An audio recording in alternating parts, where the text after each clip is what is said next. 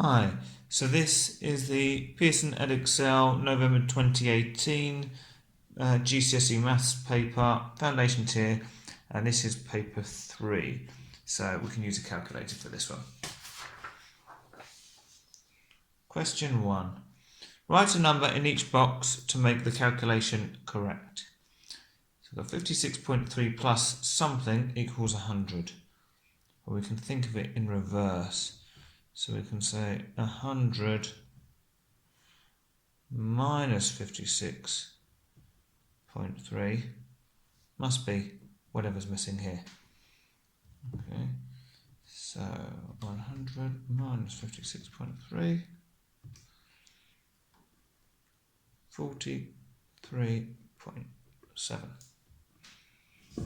Question 2. 2/7 plus something equals 1. Okay, so what do we need to make this up to a whole, to make it up to 1?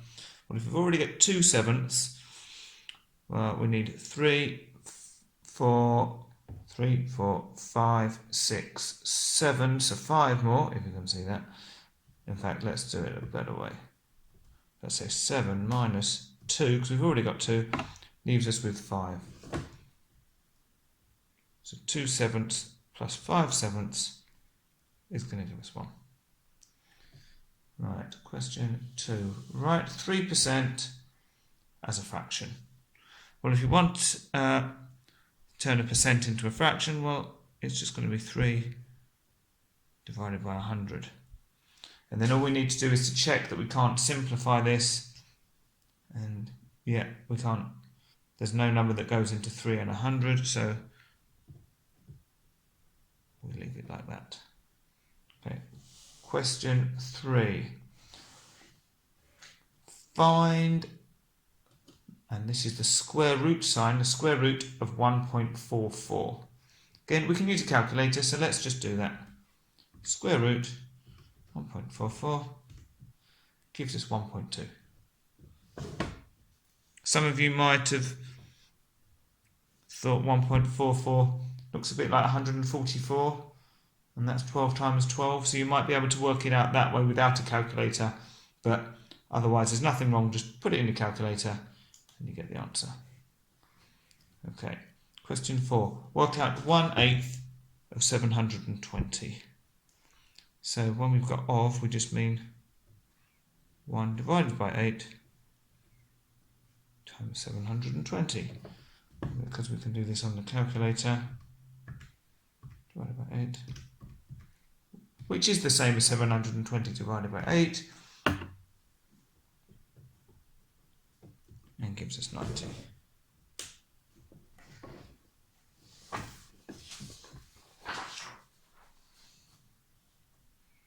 Question 5. Here is a 3D shape. Write down the name of this 3D shape. Well, it's got rectangles on every face. And so this is a cuboid. Write down the number of edges of this 3D shape. Okay, well the edges, if we think of the front rectangle, we've got 1, 2, 3, 4. Then if you think we've got a rectangle at the back as well, and we've got another 1, 2, 3, 4, so we've got 4 at the front. And then we just said we've got 4 at the back. And then we've got the edges that connect the front and the back. So we've got 1, 2, 3, 4. So let's call these connecting. So 4 plus 4 plus 4 gives us 12 edges. Question 6. An ordinary fair dice is thrown once. Okay. When they say if something's fair, it just means we've got an equal chance of each of the outcomes happening. So with a fair dice, you could get 1, 2, 3, 4, 5, or 6, all with the same chance or probability of occurring. On the probability scale below, mark with a cross the probability that the dice lands on an odd number. Well, let's write down these are all the different outcomes. 1, 2, 3, 4, 5, and 6. Well, the odd numbers are 1, 3, and 5, which is 3 out of 6, which we can simplify to 1/2. So the cross is going to go there. Another way of thinking of it is we've got the same number of odd numbers as even numbers. So it's like a 50-50 chance. So again, the probability would be 1/2. Write down the probability that the dice lands on a number greater than 4. Well, greater than 4, it can be either 5 or 6. So that's going to be 2 out of the 6 outcomes. Now 2 and 6 are both even, so that means we can divide both of them by 2. 2 goes into 2 once, and 2 goes into 6 3 times. So we get a third.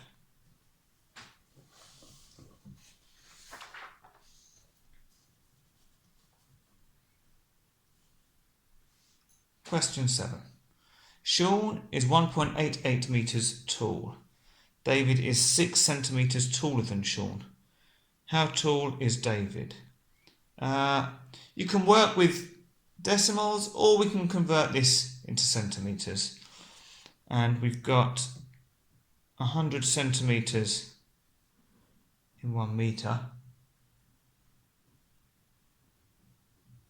So that means that 1.88 metres, if we multiply it by 100, is going to be 188 centimetres. If we then add 6 on, and you can do it with a calculator if you want to, you're going to get 194 centimetres. And they haven't said what units to use, so you could write 194 centimetres, or you could divide by 100 and turn it back into metres and have 1.94 metres. But they haven't specified, so either one's okay. So, question 8. 2 pens cost £2.38. 5 folders cost £5.60.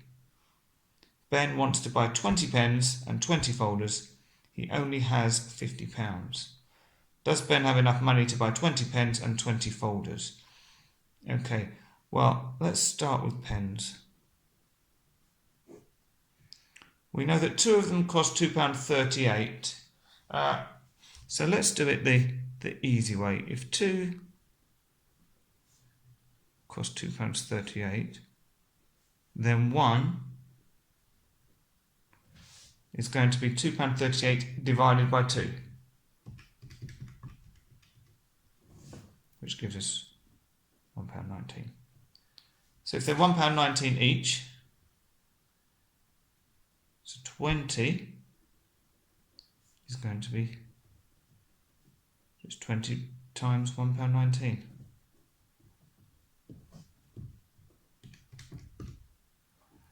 Which gives us 23, and make sure you put the 0 on because it's pounds and pence, so £23.80. Now let's do folders. Okay, so we know that 5 cost £5.60. So 1 costs, so we can divide this by 5. We can use a calculator, but we're going to get, let's double check that. So £5.60 divided by 5 gives £1.12p. And if we want to find out what 20 of them are, then 20 cost 20 times £1.12. So we've worked out, in both instances, we've worked out how much 1 would cost and then multiplied it by 20 to get the total. So £1.12 times 20 gives us £22.40. Does he have enough to buy both? Well, we can add them together.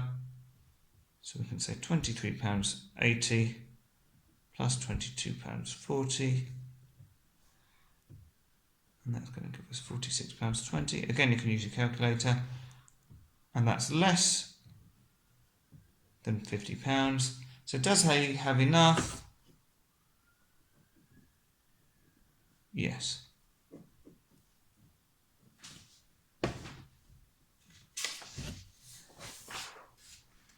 Question 9.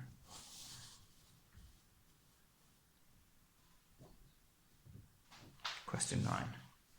The diagram shows 5 shapes on a centimetre grid. So each of these is 1 centimetre. Okay. Right, let's move it up a bit. Write down the name of shape E. Well, E, it's got 1, 2, 3, 4 sides. Well, it's got, when you're trying to look at what times of the shapes, you want to look at the property. So you want to see, have we got any parallel sides? Well, we've got 1 set of parallel sides. So we know it's not a rectangle or a square because we'd have 2 sets of parallel sides.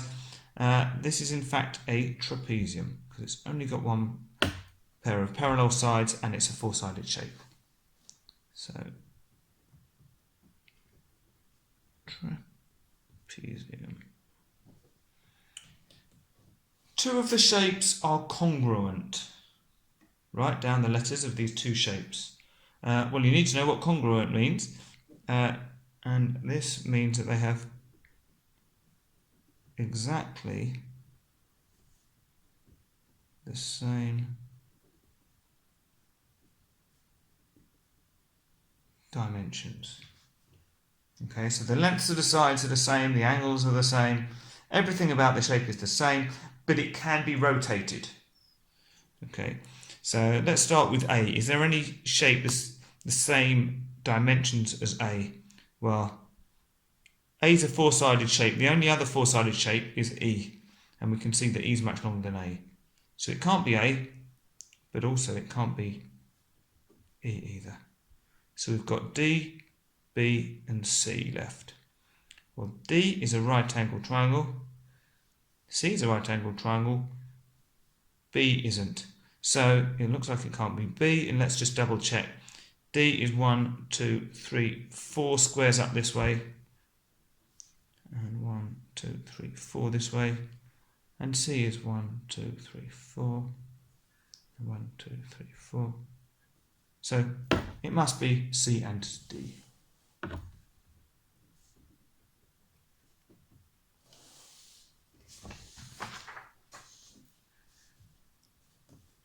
Question 10. On the grid, reflect the shaded shape in the mirror line. Okay, so I'm going to use my ruler for this, make it nice and tidy. Well, if this is the mirror, so if we've got the line coming down 2, well then it's going to continue coming down another 2. Then we've got this line going across 3 here, so that's going to be going across here. Right. Then, well, let's go back to this bit. So we had 1 square long, so we're going to have 1 square here. Then we've got 2 across, so 2 across. So this is my mirror line. So if we've got 2 here, we're going to have 2 there. And then we're just connecting those 2 lines. And you can leave it like that, or you can sort of roughly shade it in. Okay. Question 11. There are men and women at a meeting. There are 28 women.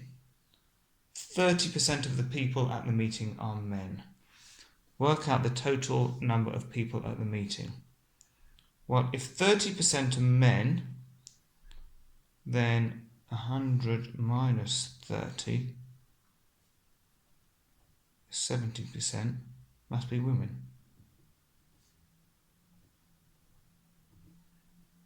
Okay, so if we know 70% are women, and that 70% makes up 28, well, what we can do is split our percent up. So we can say, well, 70 divided by 28 Let's see what we get. It's going to be 2.5%. So what that's saying is that every person, well, every woman, in fact every person, is equal to 2.5%. And we know that because we know that 70% was equal to 28 women. So that means 2.5% for every person. So we want to know, well, how many 2.5s do you get in 100%? So if we do 100 divided by 25, not 25, divided by 2.5, and we get 40. And if you want to check that now, we know that 30% are men, so we can say 30% of 40, well, that's going to be 30 divided by 100 times 40, and let's do it in the calculator, is 12, which is, that's what we'd be working out there, and also what we can do, so that's the men, and if we work out 70% of 40, well, that's going to be 70 over 100 times 40,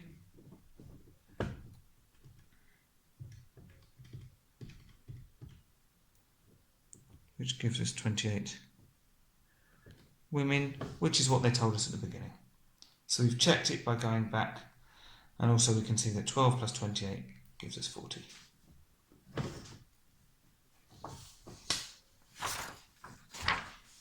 So, question 12.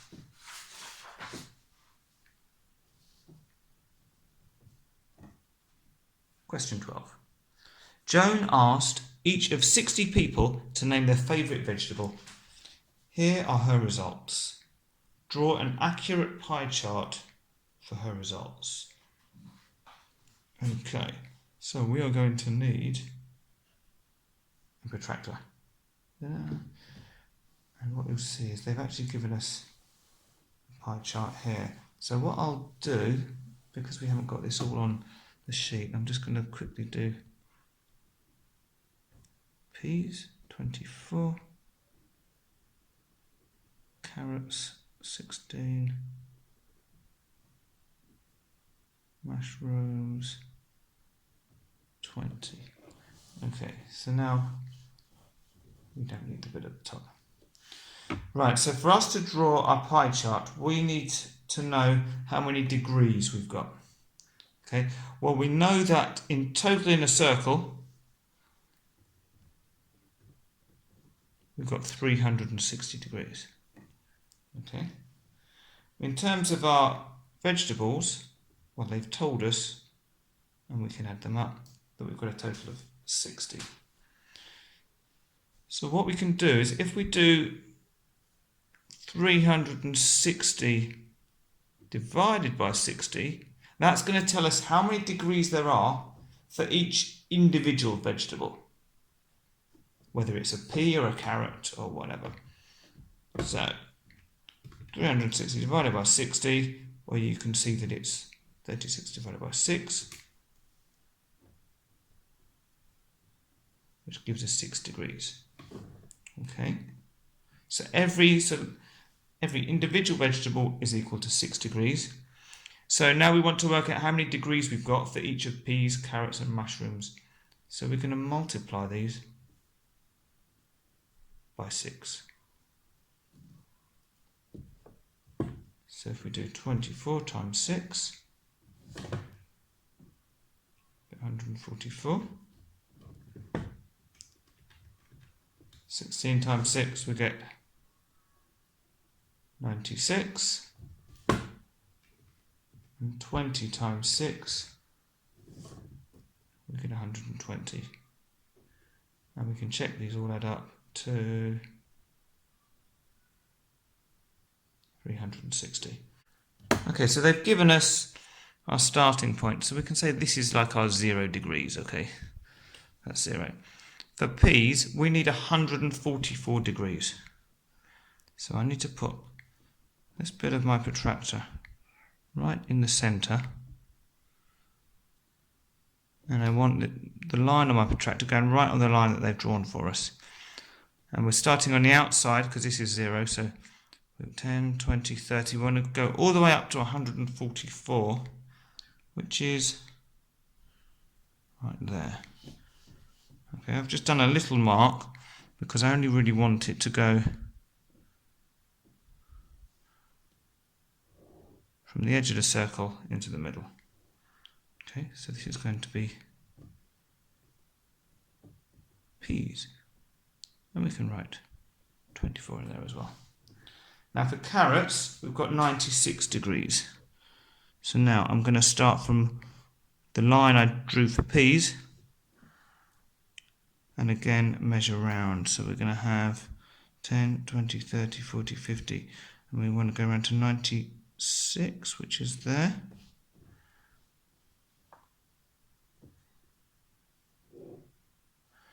So this is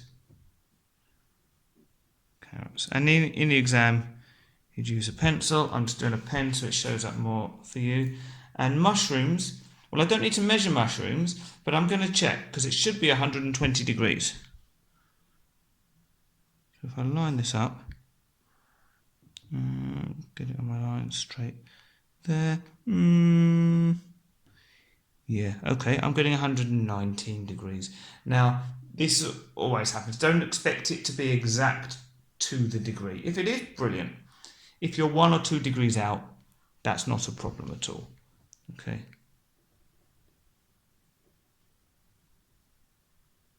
So that's mushrooms, and that's 20. And there's my pie chart.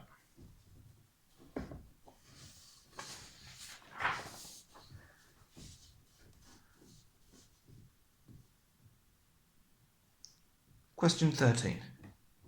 Annie sold 45 books at £1.20 each, 34 candles at £1.50 each, some calendars at 90p each.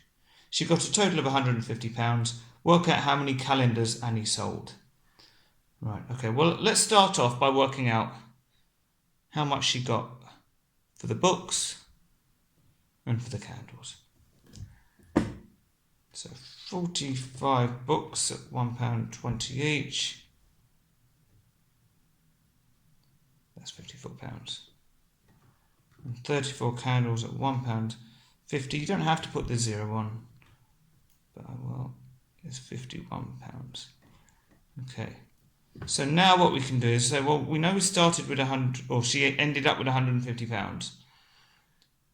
If we take away the amount she got for the books, and we take away the amount she got for the candles, well, we end up with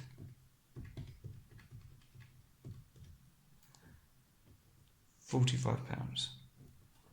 Okay. Now we know that each of the calendars were 90p each, but 90p, everything else we've got in sort of pounds and pence, so 90p would be equal to £0.90. So we want to know, well, how many of these go into 45? So we're saying 45 divided by 0.9. And we get 50.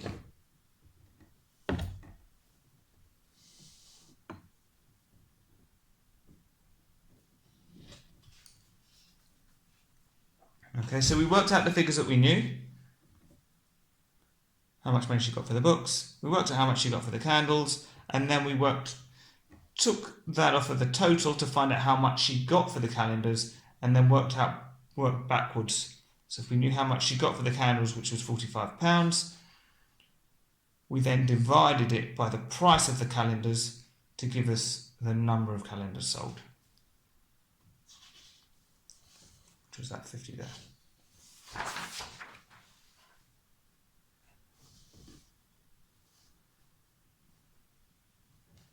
Okay, question 14. Here is a 4-sided spinner. So that means when we spin this, you can either get a 1, a 2, a 3, or a 4. The table shows the probabilities that when the spinner is spun, it will land on 1, on 3, and on 4. So we've got 0.2 for 1, 0.4 for 3, and 0.1 for 4. They haven't told us the probability of it landing on 2. But they want us to work out the spinner is spun once, work out the probability that the spinner will land on 2. Well, the total probabilities of all the possible outcomes have to add up to 1. Okay, so we know that, let's call this x. So 0.2 plus x plus 0.4 plus 0.1 must equal 1. So what we can do is 0.2, 0.4, 0.1. Let's take them off both sides. Okay, well first, if we add them together, we get 0.7. So if we take 0.7 off both sides, we're going to end up with x is equal to 1 minus 0.7, which is equal to 0.3.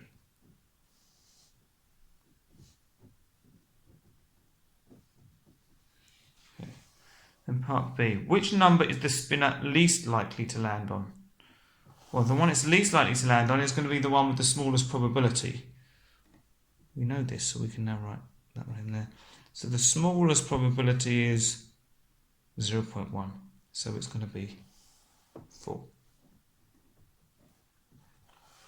And then we've got Jake is going to spin the spinner 60 times. Work out the estimate for the number of times the spinner will land on 1. Okay, well, if we know the probability of it landing on 1 once is 0.2, well, we can just apply the probability by the number of times it's spun. So if it was spun 10 times, then we'd expect to get 0.2 times 10, so we'd expect it to come up twice. So if we're going to spin it 60 times, well, it's going to be 60 times 0.2, which is going to give us 12.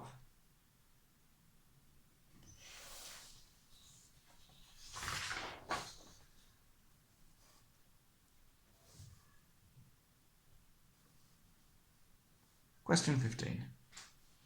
Bert has 100 cards. There is a whole number from 1 to 100 on each card. No cards have the same number. Bert puts a star on every card that has a multiple of 3 on it. He puts a circle on every card that has a multiple of 5 on it. Work out how many cards have both a star and a circle on them. Right, so what we can do, what we could do is we could write down all of the cards, so all of the numbers that are a multiple of 3, and all the cards that are a multiple of 5, and then see which ones are on both lists.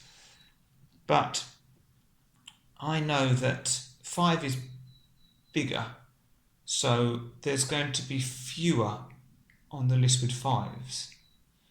So because it has to be on both lists, I'm going to start with my multiples of 5. Okay, hopefully this will make more sense when I write them down. So I'm going to write all the numbers between 1 and 100 that are a multiple of 5, because the card has to have a star and a circle to it, so it must be in this list. So let's do, so we're going to have 5, well, let's go across, so 5, 10, 15, 20, 25, 30. So I'm just going through my 5 times table.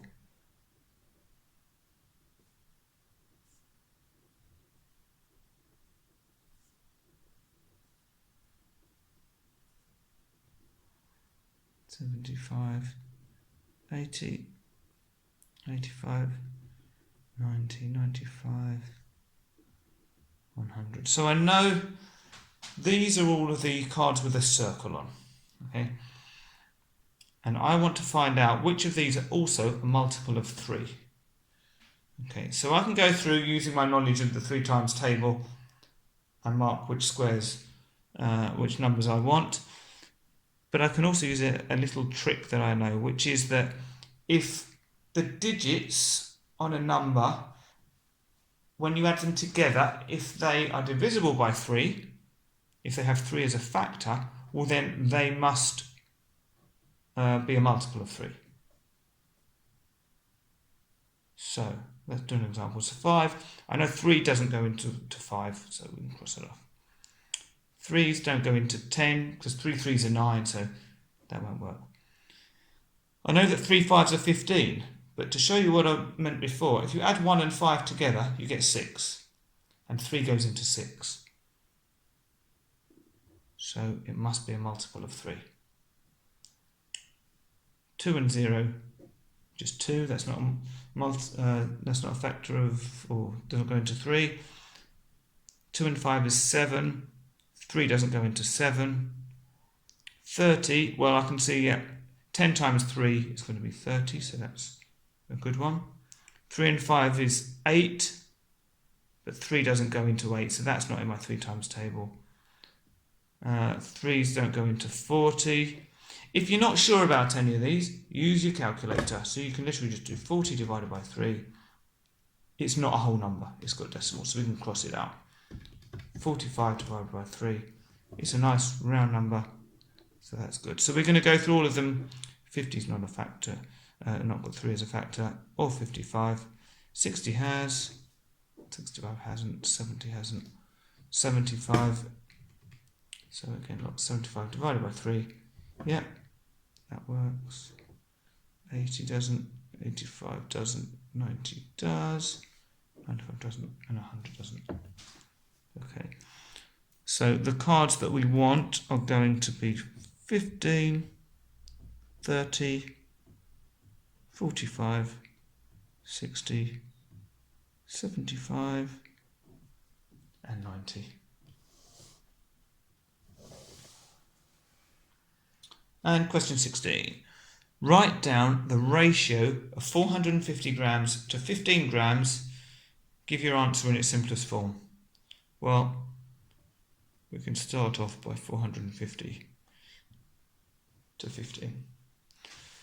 Right, so now we want to see, well, what numbers go into both of these? Well, if a number ends in a 5, then I know that it's a multiple of 5. And if a number ends in a 0, I know it's a multiple of 10, but also 5. So let's divide both by 5. So 450 divided by 5 is going to give us 90. And 15 divided by 5 is 3. Now we want to find a number or another factor of both numbers, a common factor. Well, 3 goes into 3, and 3 goes into 9, so it will also go into 90. So 90 divided by 3 is going to leave me with 30, and 3 divided by 3 leaves me with 1. Question 17. The diagram shows a pentagon. The pentagon has one line of symmetry. Okay, well we're told it's got one line of symmetry, so let's try and work it out. So where could we put a line for this shape to be the same on both sides? So for me it looks like it's going to be pretty much down the middle. So I'll just do a light line down there. Okay. And then we're told that AE, so this line here is 4x. We're told that AB, so this line is 2x plus 1. And we're told that BC is x plus 2. And all these measurements are given in centimetres. The perimeter of the pentagon is 18 centimetres. Show that 10x plus 6 equals 18 centimetres.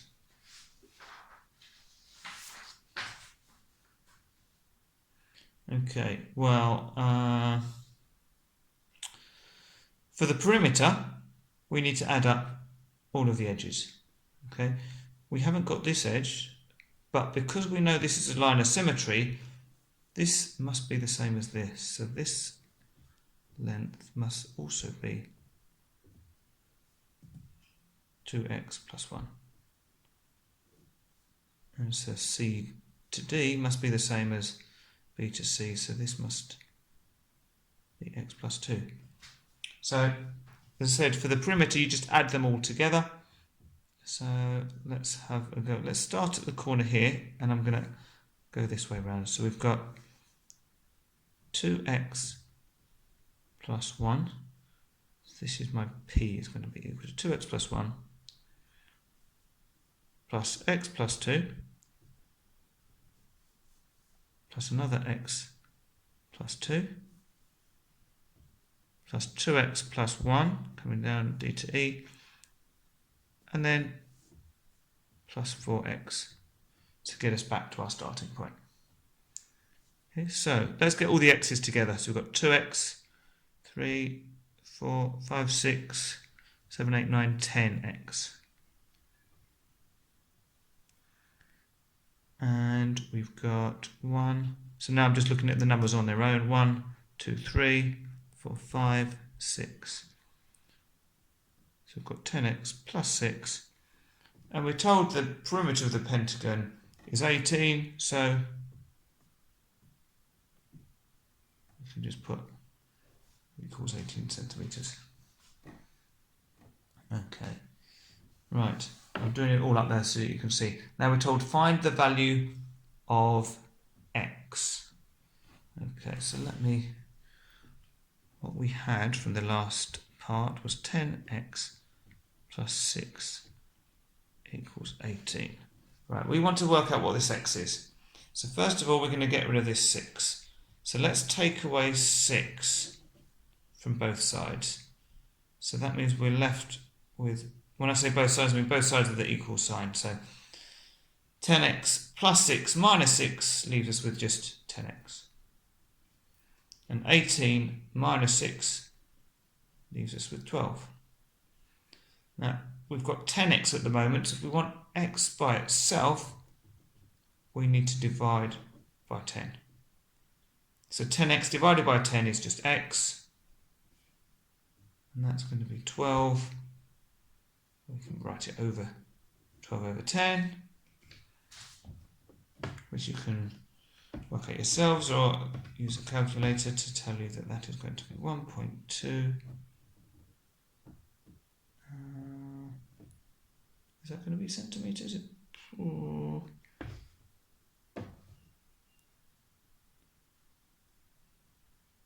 it doesn't need to be. We can leave it as 1.2.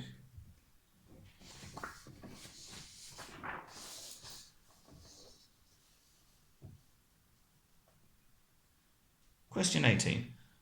Trevor buys a boat.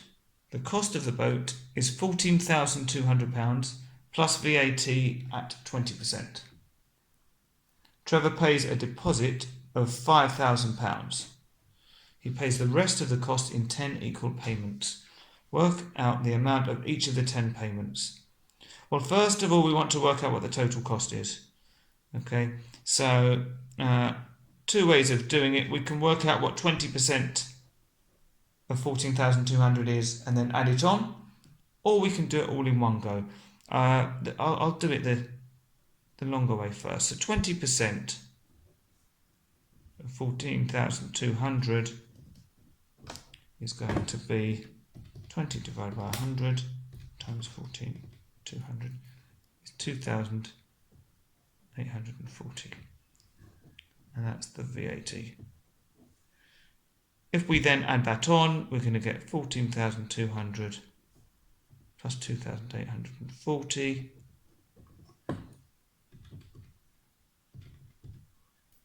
gives us 17,040. Okay. If you wanted to do that in one step, you could say 14,200 times 1, because the 1 means we're going to keep the 14,200, and 1.2 because 20% as a decimal is 2. And if we do that, 14,200 times 1.2, you get 17,040. So if you want to do it that way, it's a little bit quicker, but this way is fine. Right, now we want to work out what the equal payments are. Well, he's already paid a deposit of 5,000, so let's take the 5,000 away from the 17,040, and that's going to be 12,040. And just to show it on the calculator, yeah. And now we've got 10 payments, so we're going to do 12,040 divided by 10, and that gives me £1,204, which I can then put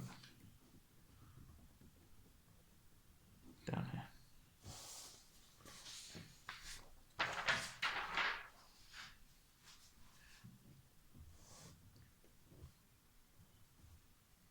Question 19. On the number line, show that inequality x is less than 4. Well, first of all, let's find 4. So when we're doing inequalities, we use circles. So we're going to draw a circle here. Now, if we colour the circle in, it means that x can be the number. So if it was x equals 4 or x is less than or equal to 4, we'd colour it in. But because it's less than 4, it means we want everything down this side. So we can draw an arrow to show it's everything down this way. But it doesn't include 4, so we leave it not coloured in. Okay. Then we're told that 3 is less than y, which is less than or equal to 7, where y is an integer. Write down all the possible values of y. So you can think of this in two parts. So you can say, well, y, or 3 is less than y. It's the same as saying y is greater than 3. Okay, but it's also saying and y is less than or equal to 7. If it's an integer, that just means whole number. So y is more than 3. So it could be 4, could be 5, could be 6, could be 7. It says y is less than or equal to 7. So it can be 7, but it can't be 8, because then this bit wouldn't be true. So our answer is just 4, 5, 6, 7. Now, another question with inequalities here and a bit of algebra.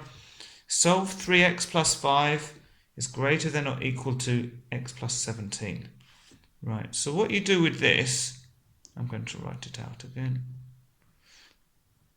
You treat it as if the greater than or equal to sign was just an equal sign. Don't worry that it's an inequality. We want to get all our x's together and all our numbers together. So to get rid of this, I'm going to get rid of this 5 first, so that I've got the 3x on its own. So to get rid of the 5, I'm going to subtract 5 from over here and from over here. Because I'm doing the same on both sides, that's absolutely fine. So over here we're going to end up with just 3x. We've still got my greater than or equal to sign. Now we've got x plus 17 minus 5. Well, 17 minus 5 is 12, so we're going to have x plus 12. Okay, so it's already got a little bit simpler. Now I want to get my x's together, so let's get rid of this x. So to get rid of this x, we're going to subtract an x from here. If we subtract an x from this side, we need to subtract an x this side. So 3x minus an x is going to leave me with 2x. And because we've taken away the x here, we've just got 2x is greater than or equal to 12. So that's the case for 2x. We want just 1x. So if we divide by 2, well, the 2 will go and we'll just have x is greater than or equal to, and 12 divided by 2 is 6. Okay, so the fact that it's an inequality, so a greater than or equal to sign instead of an equal sign, doesn't really matter. We'll still treat it just like an algebra question.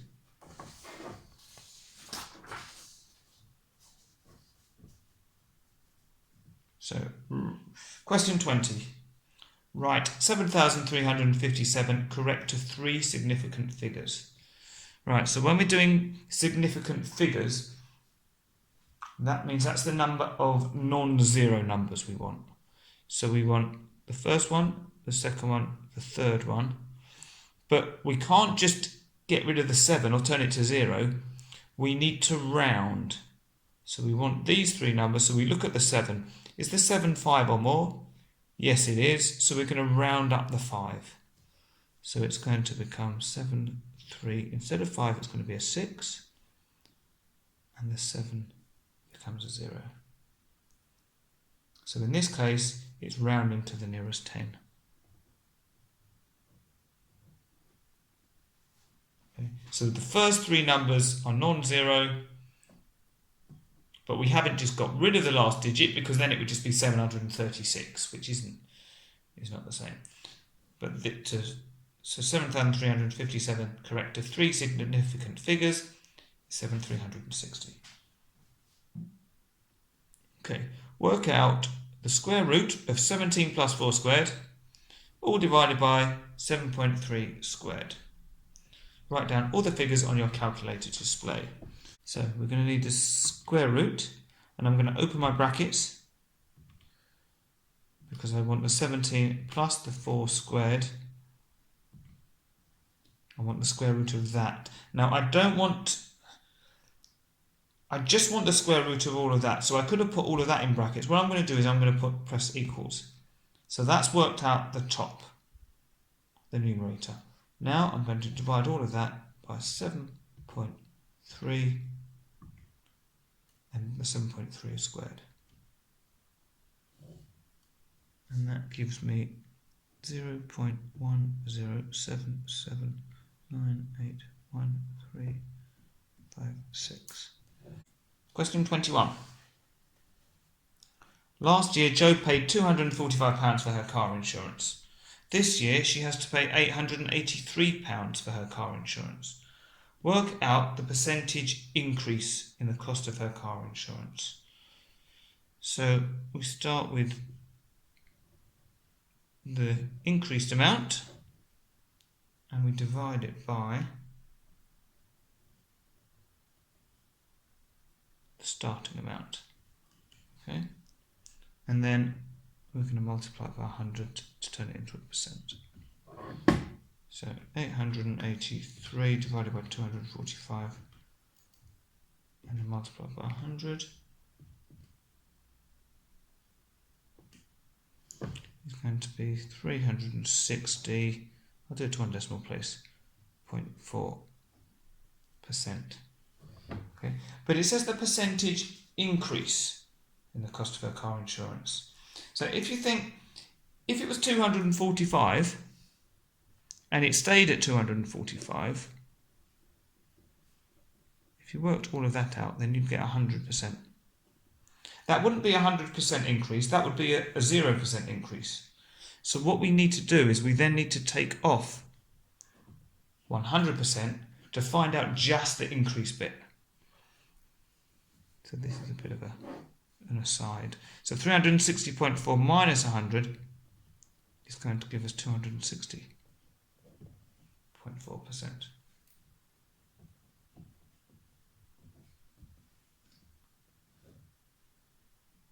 Okay. Alternatively, what you could do is you could look at just what the increase is. So you could say 883 minus 245 is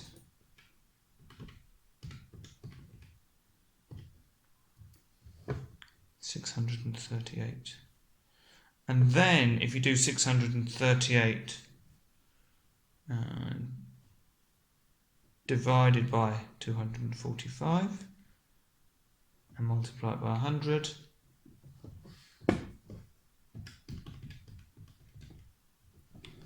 then you get 260. 60.4%. So you might find this, so this is an alternative method. You might find this an easier way of doing it. Then you don't have to remember to take the 100% off. So you work out what the change was in the car insurance and then divide that by the starting point.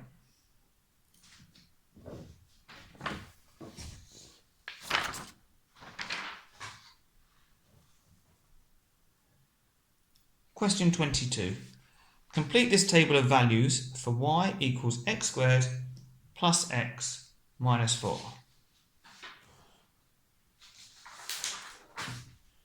Right, so we basically just need to put whatever our x is, we need to put it in here. So if we've got minus 3, so you can do this with a calculator or without. If we do it with a calculator, we're going to have minus 3 squared. Now, I think if you do that, yeah. So what you need to do, because we're squaring all of the x, we need to use our brackets. So it's minus 3 squared, because minus 3 squared means minus 3 times minus 3, which is 9. If you do minus and keep the minus separate and then do 3 squared, then you'll end up with minus 9. So really important that if you're going to do it on a calculator, you put the x, you put the minus in brackets before you square it. Okay, so we're going to have minus 3 squared plus minus 3. Well, that's just going to be minus 3 and then minus 4, which is going to give us 2. So for 0, I'm not going to do this without a calculator, because 0 times 0 is 0, plus 0 is 0, minus 4 is going to be minus 4. Now 2, well, let's do this way again. So we're going to have 2 squared. I don't need to use my brackets this time because I haven't got a minus sign. So plus 2 minus 4 gives me 2.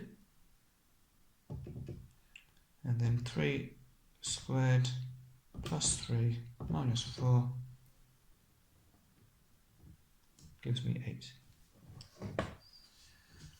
On the grid, draw the graph of y equals s squared plus x minus 4 for the values of x from minus 3 to 3. Right.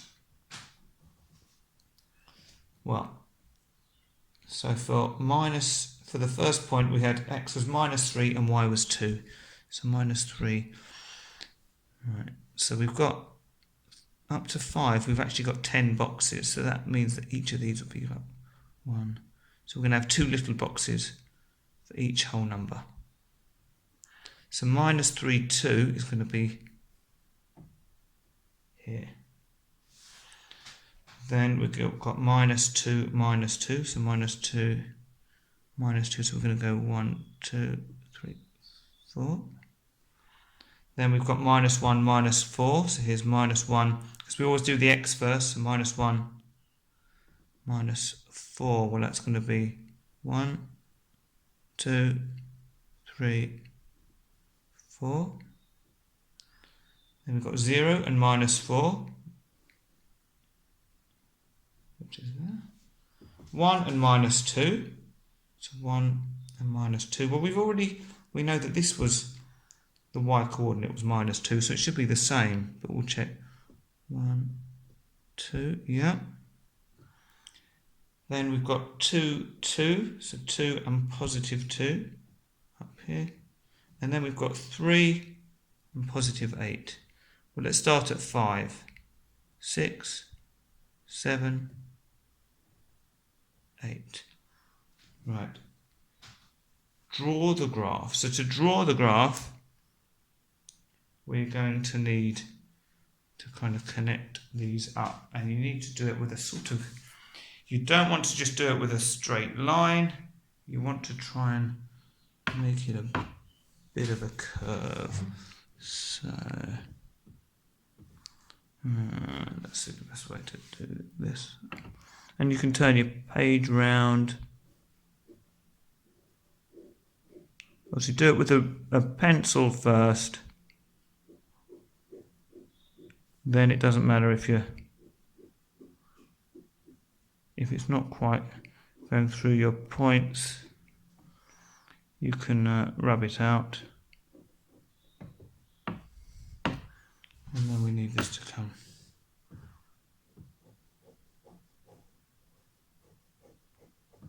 up like that. It's going to continue. Oh, actually, they said to do it just between those points. So we want to stop it there. Okay. And then for part 3, it says use the graph to estimate a solution to x squared plus x minus 4 equals 0. So for it to equal 0, we're going to need the y coordinate to be 0. So we're looking at here and here, where the graph is crossing the x-axis. So this is where it's y that equals 0. And it says to estimate a solution. So we've got 2 places, so we can pick. So it's crossing, there is about minus 2, that would be minus 2.5, so that would be minus 2.6. And this one would be 1.6, so I'll go with the positive one.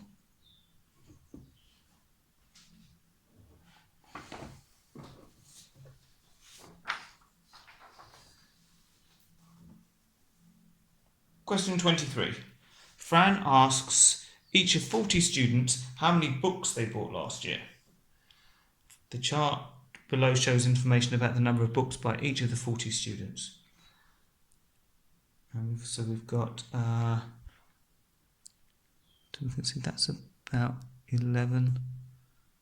That's in between 12 and 40, so that's going to be 13. That's 8. Let's use our ruler, let's be tidier. That one's 6. And that's 2. Okay, so actually I'm going to write on here 11, 8, 13, 6, 2. I wouldn't do this if I was drawing the graph, but because they're asking me questions about it, I'm writing them on.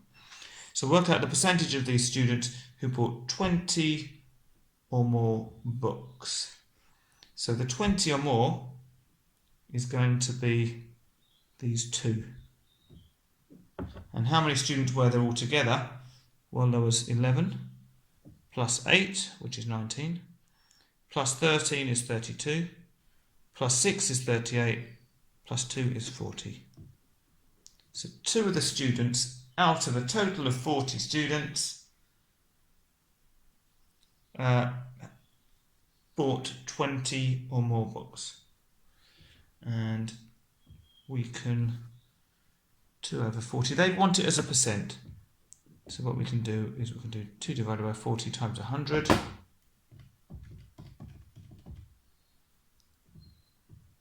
Which gives us 5%. Okay, question B. Show that an estimate for the number of books bought is 9.5. You must show all your working. Okay, well, so an estimate for the mean.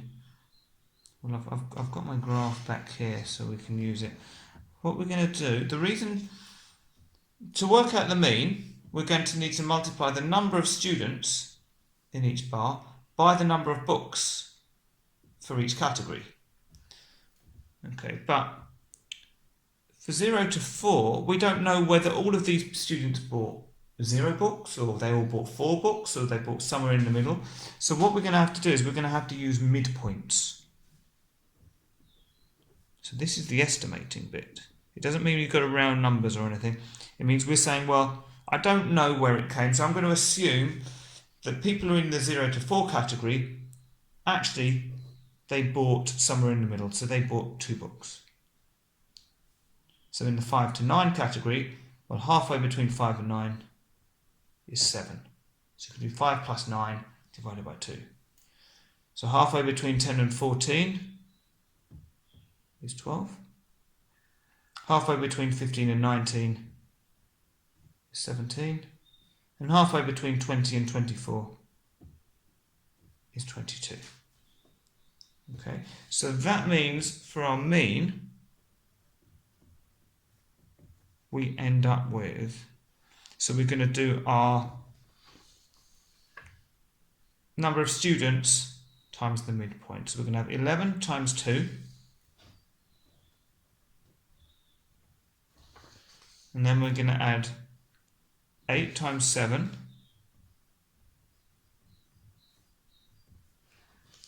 Then we're going to add 13 times 12. Then we're going to add 6 times 17. And finally we're going to add 2 times 22. And all of that needs to be divided by how many students there were. And we know that there were 40. So we're going to work all of this out. So 11 times 2 plus 8 times 7 plus 13 times 12 plus 6 times 17 plus 2 times 22. I'll get the answer just for that bit. So that's going to be 380 divided by 40,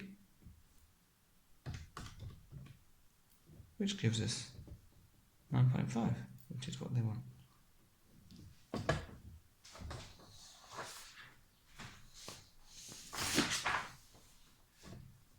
Question 24. Lara is a skier. She completed a ski race in 1 minute 54 seconds. The race was 475 metres in length. Lara assumes that her average speed is the same for each race. Using this assumption, work out how long Lara should take to complete a 700 metre race. Give your answer in minutes and seconds. Right, well, first of all, this is in minutes and seconds. I'm going to turn it all into seconds to make it a bit easier to deal with. So I know 1 minute is 60 seconds, so 60 plus 54 is 114 seconds. Okay, so I want to work out how long she's going to take to complete the 700 metre race. Well, what we could work out is how long it takes her to do 1 metre. Okay, so if we do 114 divided by 475, that's going to tell us how long it takes her to ski 1 metre. And that is 0.24. So we can put seconds per metre. Now if we've got 700 with the new course, then it's going to be 700 times 0.24, which is 168 seconds. But they want the answer in minutes and seconds. Well, let's take off 60 seconds for 1 minute, and that would leave us with 108. Let's take off another 60 seconds. That leaves 48. So it's going to be 2 minutes and 48 seconds. Lara's average speed actually increases the further she goes. How does this affect your answer to part A? So in part A, so the course increased in length. They're telling us that as she goes further, her speed gets quicker. So if she's going quicker, the time taken to do it will reduce. We can just put the time will reduce. That's all we need. Question 25. ABC is a right-angled triangle. AC equals 14 centimetres, that's down here, and angle C here is 90 degrees. And we can see that they put the square in to tell us it's a right angle so it must be 90 degrees. Size of angle B, the ratio. So the ratio of angle B to the size of angle A is 3 to 2. So the ratio of this is 3 to 2. Work out the length of AB. Right, okay. Well, we can say, if this is 3 to 2, well, let's call this 3x, and that's 2x. Okay, because this is 3, so if we've got 3 of a number or a thing, then we've only got 2 of them down here. Okay. Now, you should remember that the total angles in a triangle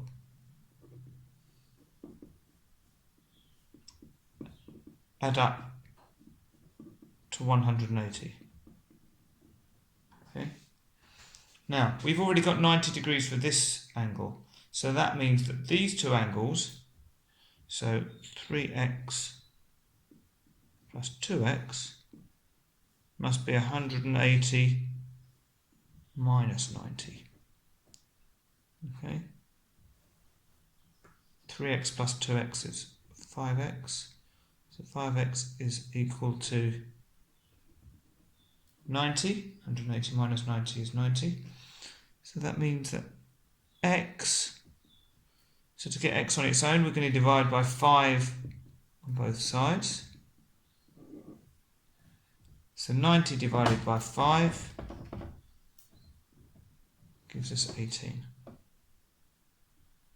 So that means that this must be 2 times 18, which is 36 degrees. And this must be 3 times 18, which is 54 degrees. Okay, so now we know all of the angles.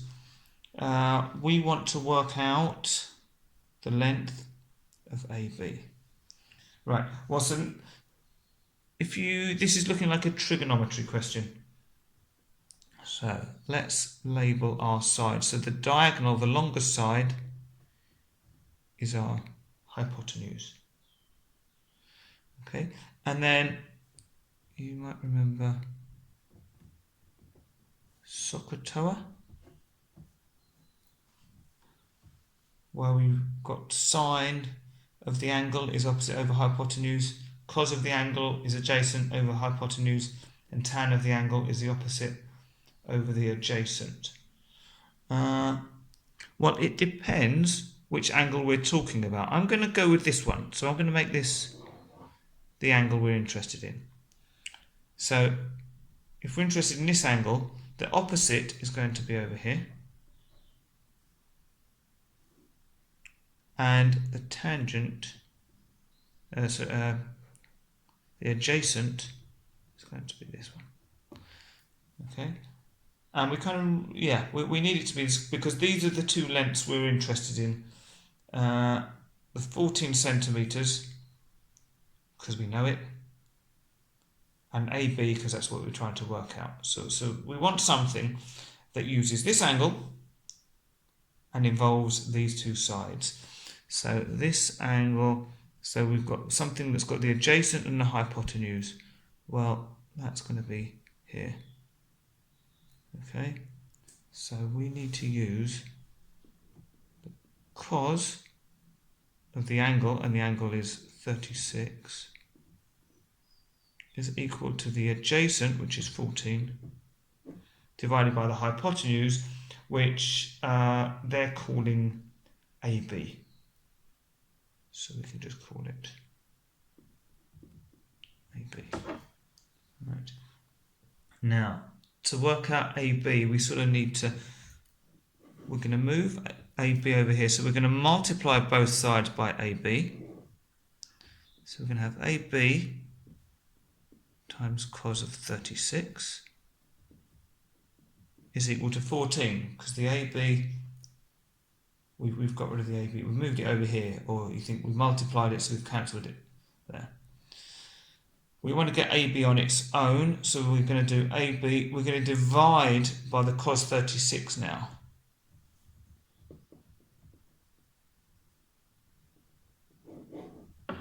Okay, so if we divide by cos 36, it disappears here, and we end up with 14 divided by cos 36. Now you want to use your calculator, so 14 divided by cos of 36, 17, and they wanted to 3 significant figures, so 17.30, so it just stays at 17.3. Sorry if we didn't see that last bit there.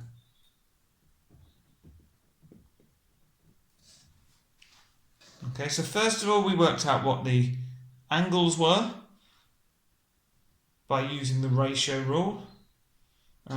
So we knew that we had, let's say, so using some algebra here to say that B must be 3 times the size of, sorry, not 3 times the size, but the ratio of B to A was 3 to 2, so we kind of created this thing called X so that we can have 3X and 2X. Then we knew that the total angles in a triangle were 180, took off the right angle, so we knew that these two angles must add up to 90. We know that if we've got 3x and 2x, that's 5x's. Worked it out to get x must be 18, substituted the 18 back into these two angles to get 54 degrees for B and 36 degrees for A. Now, for the trigonometry bit, we only needed one of these angles, but there's no harm in working both out. So we then used the 36 degrees, we labelled our sides, so hypotenuse opposite, because it's opposite the angle we're looking at, and adjacent down here. Then we know we needed to use this angle, this side, and this side, so the adjacent and the hypotenuse, so we needed to use cos. And that's what we've done here. But cos 36 is 14 divided by AB, but we then needed to rearrange it all to get it in terms of AB and get our final answer of 17.3. So quite long, but there's 4 marks for that. And the final question, 26. Here are the first 4 terms of an arithmetic sequence. So arithmetic means that you're adding each time, you're adding the same number on each time. Write down an expression in terms of n for the nth term of the sequence.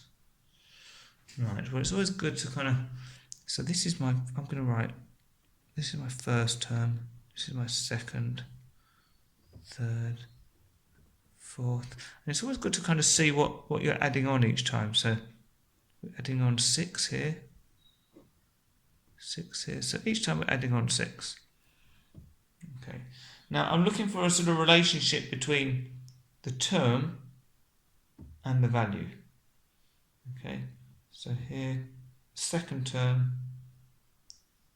and we need to end up with 11. Now we know that we've got the 6 involved as well, so I'm kind of looking at, well, 2 times 6 I know is 12, which is only 1 away from this, and 3 times 6 is 18, which is again only 1 more than this. So what we're doing is we're multiplying the term, so the n, times the 6, which is what we're adding on, so 6 times n, and then we're taking 1 off. 6 times 2 is 12, minus 1 is 11. 6 times 3 is 18, minus 1 is 17. 6 times 4 is 24, minus 1 is 23. And even with the first one, 5 times 1, sorry, 6 times 1 is 6, minus 1 is 5.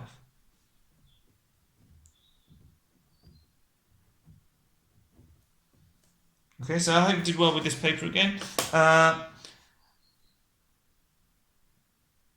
You can find the other practice papers on my YouTube channel, so please like if you liked it, and subscribe if you want to find out as soon as any more get added on. Thank you.